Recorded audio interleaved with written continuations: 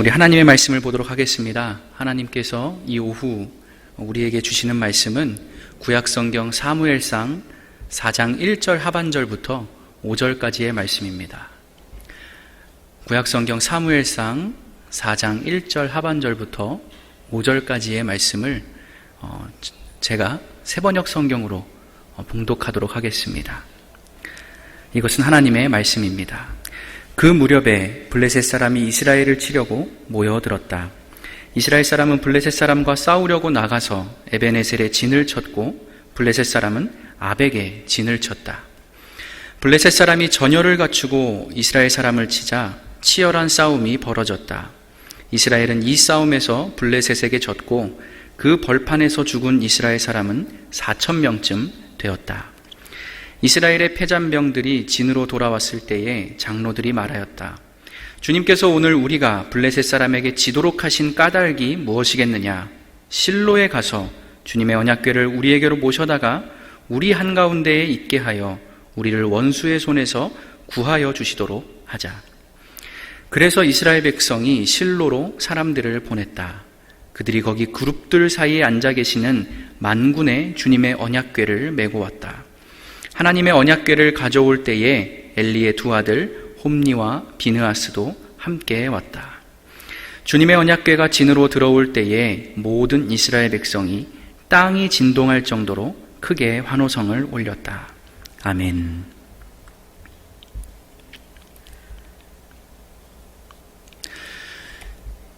이스라엘에 블레셋 군대가 쳐들어왔습니다. 이스라엘은 아주 호기롭게 응전했지만 결과는 썩 좋지 않았습니다. 4,000명 정도가 전사했다라고 기록이 되어 있으니까 말 그대로 기록에 남을 만한 대패를 당한 셈이죠. 사색이 되어 부대로 복귀하는 패잔병들을 지켜보면서 백성들은 절망했습니다.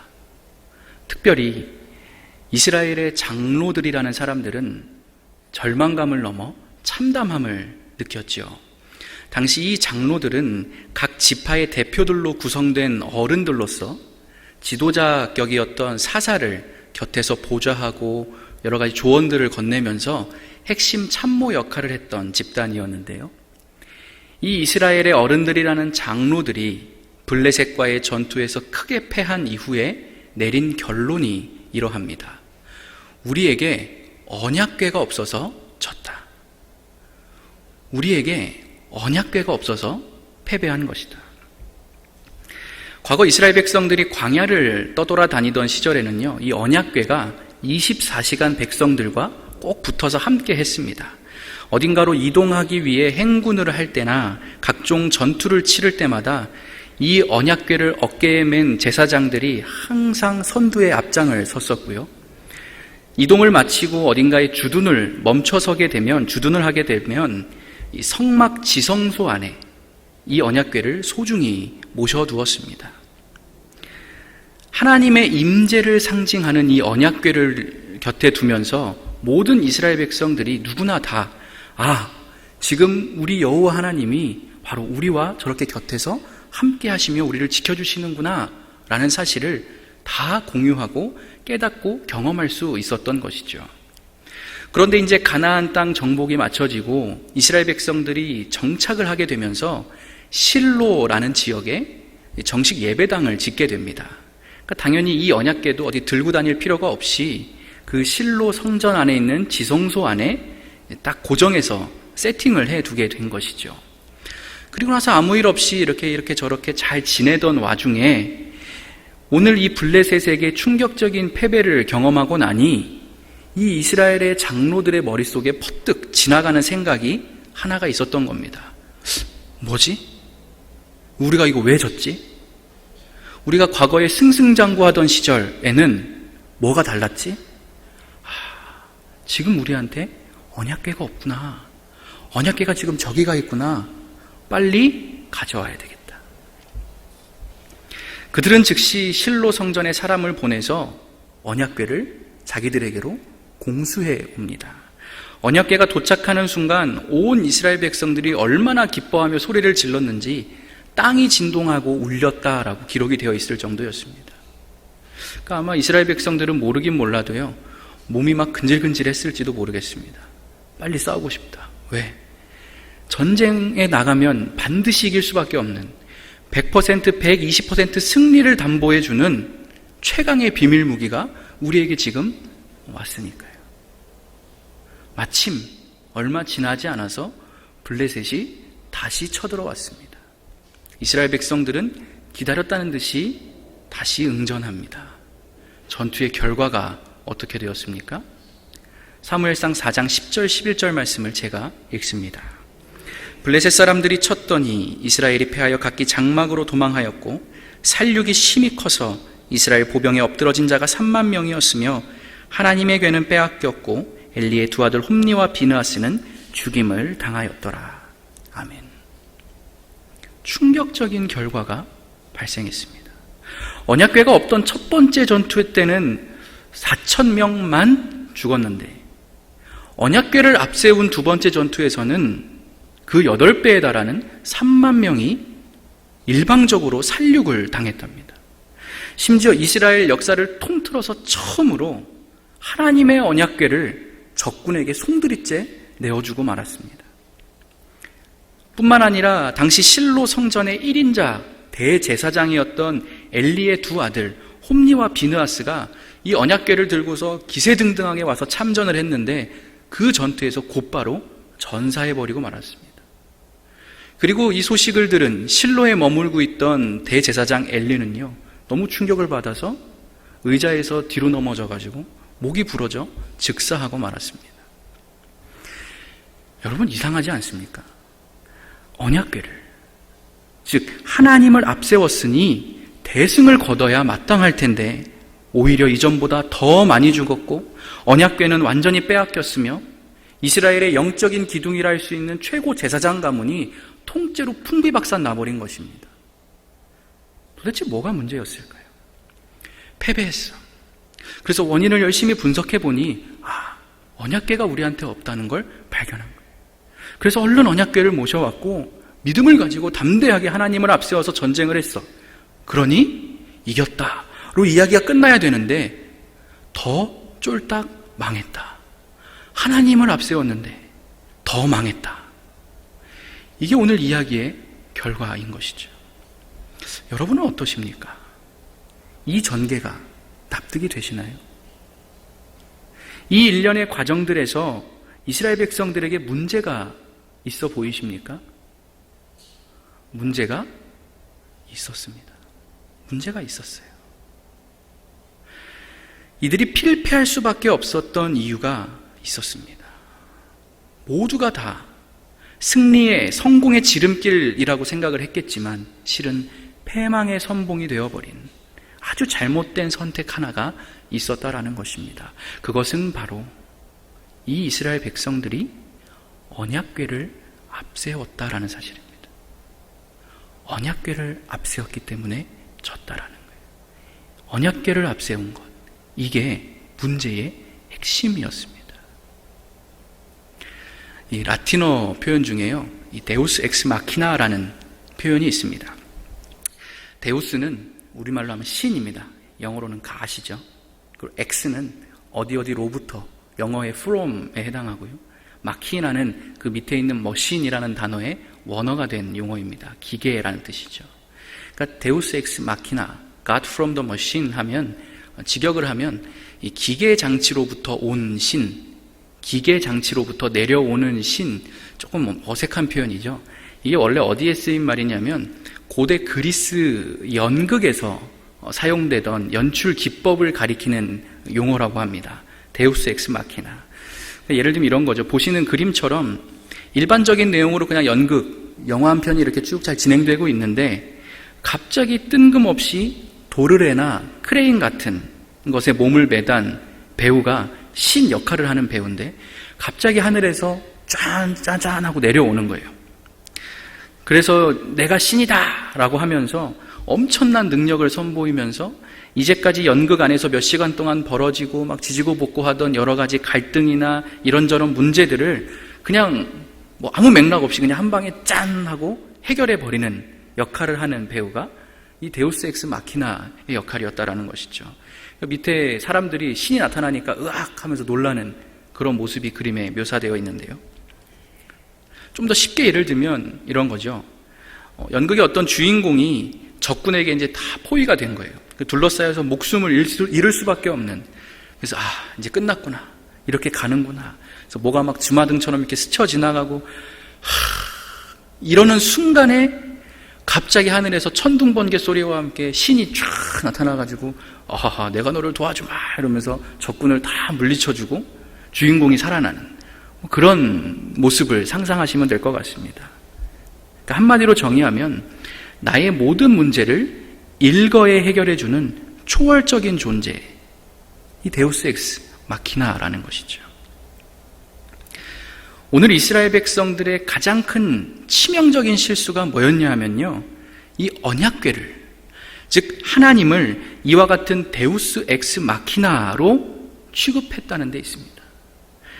기계장치, 도르래만 쭉 땡기면 언제든지 나를 위해 나타나서 나의 모든 문제를 단번에 해결해 줄 수 있는 그 데우스 엑스 마키나처럼 하나님을 그저 자신의 문제를 해결해 주고 내가 원하는 바를 성취해 주는 하나의 소원 수리용 도구로 여겼다라는 것이죠. 하나님을요. 그 증거가 오늘 본문 사무엘상 4장 3절 말씀에 명백하게 적시되어 있습니다. 함께 읽어볼까요? 여호와의 언약궤를 실로에서 우리에게로 가져다가 우리 중에 있게 하여 그것으로 우리를 우리 원수들의 손에서 구원하게 하자 하니. 아멘. 장로들이 뭐라고 얘기를 합니까? 그것으로 우리를 구원하게 하자. 언약궤로 하여금 우리를 구원하게 하자라고 말합니다. 이 말을 좀 더 직설적으로 표현하면 이런 거죠. 언약궤한테, 즉 하나님한테 우리 좀 구원하게 시키자 라는 말입니다. 언약궤 가져왔으니까 나를 위해서 일해봐라. 우리를 좀 구원해봐라. 이 말을 하고 있는 것이죠. 그래서 언약궤를 가져왔다는 거예요. 오늘 이스라엘 백성들은요, 마치 현금 인출기에서 필요할 때 돈 찾아 쓰듯이 하나님의 능력을 자기들이 필요할 때 필요한 만큼 갖다 쓸 수 있는 정도로 취급했다라는 것입니다. 지금 자신들이 이렇게 가나안 땅에서 호의호식하며 잘 먹고 살 수 있게 된 것은 하나님께서 저 멀리 아브라함으로부터 시작해서 모세와 여호수아를 지나 십수명의 사사들에 이르기까지 무려 1000년이 넘는 시간 동안 지극한 공을 들인 결과, 열매라는 사실을 이들은 전혀 대수롭지 않게 여겼다라는 거예요. 아무도 그런 걸 신경 쓰지 않았다라는 거예요. 그냥 당장 오늘 날 좀 도와줬으면, 날 위해서 일해줬으면, 내 소원이나 빨리 들어줬으면, 내 기도에 응답이나 잘 좀 빠다박다박 해줬으면. 그래서 엄밀히 말하면요, 이들은 하나님을 믿은 것이 아니라 자신들의 필요에 따라 하나님을 이용하고 활용했다라고 규정해야 더 맞는 표현일 것입니다.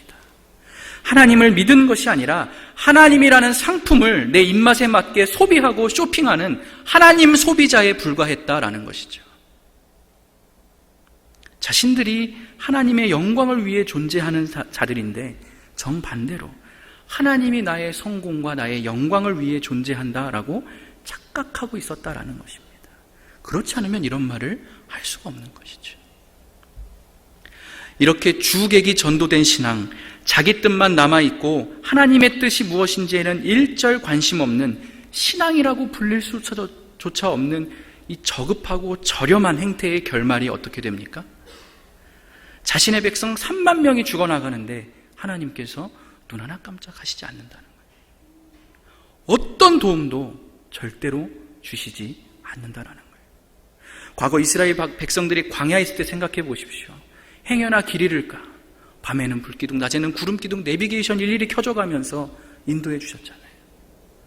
행여나 그 광야에서 배고를까 노심초사하는 부모의 마음으로 만나와 메추라기를 쉬지 않고 내려주고 떠먹여주면서 그렇게 가나안 땅까지 이끌고 오신 분이 하나님이신데 그 똑같은 하나님이 오늘은 손가락 하나 움직여주지 않으셨다라는 거예요. 심지어 자신의 임재를 상징하는 그 언약궤가 저 추악한 우상 숭배자들에게 빼앗기고 질밥히는, 어떻게 보면 하나님께 가장 견딜 수 없는 치욕을 안겨주는 그 순간까지도 하나님께서는 끝끝내 움직이지 않으셨다라는. 왜요? 하나님께서는 어떤 경우에도 인간에게 이용당하거나 활용당하거나 소비되는 분이 절대 아니시기 때문에. 문제는 오늘 저와 여러분도 이 이스라엘 백성들과 다를 게 하나 없다는 사실이에요. 다를 게 없어요. 여러분, 하나님이 우리의 것입니까? 우리가 하나님의 것입니까? 하나님이 우리의 것입니까? 우리가 하나님의 것입니까? 이 질문이 얼마나 중요한 질문인지 하나님께서는 이 두꺼운 성경책 펼치자마자 첫 장, 첫 구절에서부터 이 문제를 짚고 넘어가시잖아요. 태초에 하나님이 천지를 창조하셨다. 이게 무슨 말입니까? 내가 너네 만들었어 라는 말이잖아요. 너네 만든 사람이 나야. 너희가 나를 만들어낸 것이 아니라 내가 너희를 만들었다. 그러니 내가 너의 모든 것의 주인이 되는 존재다. 이 순서가 분명하게 서 있지 않으면 아무리 창세기 1장 2절, 3절, 출애굽기, 레위기 넘어간다 할지라도 그 믿음은 아무짝에도 쓸모없는 들에 밟히어져 버려질 뿐인 그런 신앙이 될 거라는 것을 하나님께서 선언하고 계시는 것이죠. 그런 의미에서 여러분은 왜 하나님을 믿으십니까? 여기에 지금 왜 나아오셨습니까? 내가 성공하기 위해, 잘 되기 위해, 축복받기 위해 하나님을 믿고 계신 것은 아닙니까? 날 구원해 주신 하나님의 사랑과 그 크신 말로 형용할 수 없는 은혜에 감격해서 그저 하루하루 겸손하게 신앙생활을 하다 보니 어느새 내 삶 곳곳에 이렇게 하나님이 정말 많은 축복들과 배려를 나에게 해주시는구나, 날 위해 이렇게 일해 주시는구나 라며 감격하고 그것을 저절로 경험하게 되어야 할 텐데, 치밀한 목적과 의도를 가지고 하나님을 믿고 계신 것은 아니냐는 것이죠. 오늘 이 이스라엘 백성들처럼 만약 나의 소원 성취와 소위 우리가 말하는 그 기도의 응답만이 내 신앙생활의 유일한 이유요 동력이고 그런 류의 주제들로만 내 기도 제목 리스트가 쫙 차 있다고 한다면 도대체 세상 점쟁이와 하나님이 무슨 차이가 있겠냐는 말이에요. 삼신할머니께 비나이다 하는 것과 여러분의 기도가 어떤 질적 차이가 있겠냐는 거예요. 여러분, 순서를 분명히 하셔야 돼요. 내가 하나님을 기쁘시게 하는 자인가? 하나님이 나를 흡족하게 해주는 분인가? 하나님께서 과연 여러분의 잘 먹고 잘 사는 평안한 인생을 위해 존재하는 분인가? 하나님의 축복이라는 것이 여러분의 사업 성공과 승진, 좋은 차와 좋은 집, 또 큰 대형 교회와 많은 성도수, 과연 이런 것들이 하나님의 축복과 정령 동의어라고 할 수 있는가? 여러분의 뜻을 다 이뤄주기 위해 하나님이 존재하는 것입니까? 아니면 하나님 아버지의 뜻을 이루기 위해 여러분이 지금 이 땅, 이 자리에 보냄을 받은 것입니까? 이 순서가 뒤집혀 있으니까, 이 순서가 다 전도되어 있으니까요, 성공해도 시험 들고 실패해도 시험이 드는 거예요. 성공하면 어떻게 돼요? 내 기도 제목 다 이루어졌잖아요. 소원 성취됐잖아요. 여기 앉아있을 이유가 뭐가 있어요? 볼장 다 봤는데 하나님 믿을 이유가 없어지는 거예요. 그러니까 당연히 교회를 떠나고 하나님을 안녕히 계세요 하고 등 돌리고 가게 될 수밖에 없는 것이죠. 반대로 실패하면 어떻게 돼요? 빨리 다른 신, 다른 종교, 다른 방법을 알아봐야 되잖아요. 내 소원 성취가 지금 여기 앉아있는 유일한 이유인데, 그게 제일 중요한데, 그게 전부인데 하나님이 내 그 소원 안 들어주고, 나 축복 안 주고, 내 자식 성공 안 시켜주고, 나를 위해 일 안 해주시는 것 같은데 그 여기 앉아있으면 바보 아닙니까? 이 경우에도 아까와 마찬가지로 더 이상 하나님 믿을 이유가 없는 거예요. 당연히 하나님을, 교회를, 목사님을 떠날 수밖에 없는 거예요.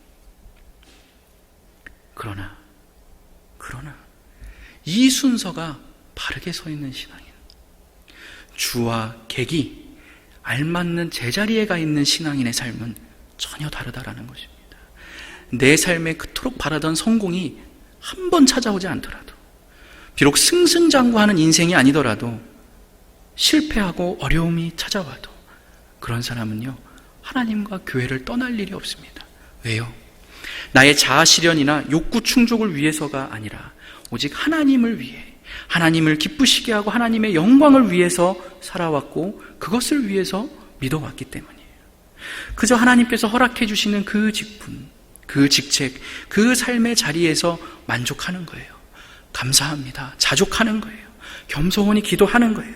그리고 내가 그 자리에서 할 수 있는 만큼, 허락된 만큼 최선을 다하는 성실하고 진실한 사람이기 때문에, 나는 왜 저게 없어? 나에게는 왜 저게까지 이루어지지 않는 거야? 라는 생각을 하지 않기 때문에 어떤 경우에도 하나님을 원망하거나 저주하고 떠나지 않는다라는 것이죠. 반대도 마찬가지예요. 이런 올바른 신앙인에게 만약 정말 바라던 대로 엄청난 성공이 찾아오고 남들 보란 듯이 잘 되고 소위 대박이 나도요, 이런 사람은 지나치게 기뻐하지 않아요. 교만해지지도 않고요, 주변 사람들 배 아프게 시험 들게 하지도 않습니다. 초심을 잃거나 변질되지도 않고요, 화장실 들어올 때랑 나올 때 달라지지 않습니다. 늘 겸손과 감사로 한결같은 신앙의 항상심을 유지한다라는 것이죠. 어떻게 해요? 이런 사람은 시시각각 변하고 언제 연기처럼 모래알처럼 사라질지 모르는 세상의 구습과 썩어질 것들에 집착하고 그 소유의 많고 적음에 일희일비하고 목숨 거는 삶이 아니라 영원토록 변함없으신, 어제나 오늘이나 한결같으신 하나님께만 기대서 그 하나님께로부터 비롯된 것만 나의 식물로 삼고 살아가는 사람이기 때문에, 그래서 예수님의 말씀처럼 우리를 자유케 해준다던 그 진리를 깨달아 모든 것에서 자유롭게 살아가는 행복한 사람이기 때문에 그렇다라는 것이죠. 여러분은 과연 어떤 삶을 택하시겠습니까? 어떤 신앙인으로 기억되고 남고 싶으십니까?